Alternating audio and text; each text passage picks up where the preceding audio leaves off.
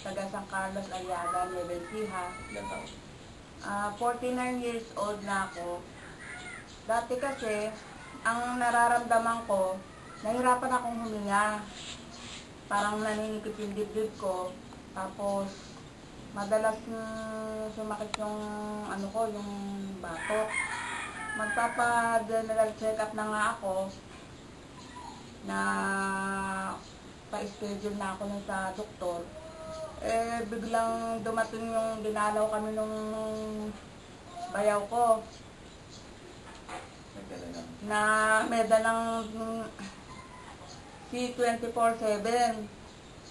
Sabi niya sa akin ganon, ito yata subukan mo at hindi ka na papa-doktor. Tinry ko nga, iniwan niya ako ng isang box. Nakakadalawang capsule pa lang ako. Naramdaman ko na yung epekto nung gamot. Nawala yung yung paninikip ng dibdib, yung paghinga ko na normal. Kaya buhat nung naramdaman ko yun, tinuloy-tuloy ko lang.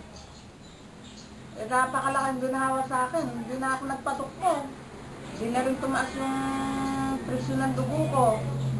Kaya buhat nung uminom ako nito, hindi na talaga tumaas yung dugo ko. Buhat nung hindi na ako nagpa-BP. Okay na okay para sa akin ng malaki talaga. Kaya salamat sa 24/7. Si Mario Tamal. Nakatira po ako dito sa San Carlos, Aliaga, Nueva Ecija. Dala po ng kahirapan. Ako po isang magsasaka lang. Na-stroke po ako ng 2 beses. Dati hindi ako makalakad ng matino. Tapos, Mag-aaking mga paa. Masasakit ang aking mga paa. Ngayon po ay wala na. Kumain po ako at makainom ako ng gamot. Nakabalik na ako. Nakapagtrabaho na ako sa bukid. Bali, kuwan na siguro mga 1 linggo lang siguro. ano po yung ginagawa nyo sa bukid po? Nagdadamo ko ng sibuyas. Nag-spray. Salamat po sa C24/7. 24/7 at yan po ang nakapagpagaling sa aking depresya. Kaya po, patuloy po akong gumagamit nito. Basta po may pambilay ko. Ginagamit ko, hindi po ako bumabanta. Si Tata Mario, dati po, nung nagpunta ako dito, unang punta ko, ito po magang-maga. Hindi po siya makapagtsinelas. Ito sobrang inig. Ngayon, tingnan nyo na po. Ngayon, dati po, sobrang inig, napakalakas yung inig niya. Tapos hirap siyang makalakad.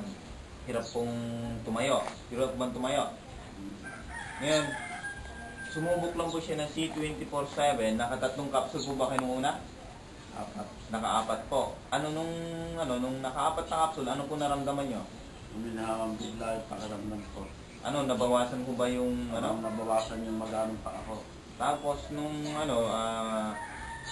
naka-4 na capsule, totoo ba yung nakapagdam muna kayo sa sibuyas nyo? Oo, totoo yun. Ngayon po, tingnan nyo po siya, ang laki pong tulong, ang C24/7. Ito po yung dahil po dito, siya po ngayon, ito pinakatulong sa kanya. Kita nyo naman, ang laki pong pagbabago. Ngayon po, nakapaglakad, saka na siya sa bukid nila, tanim na ng sibuyas. Ngayon, kitang-kita po, ang laking pagbabago. Kaya ngayon po, subukan nyo rin po ito.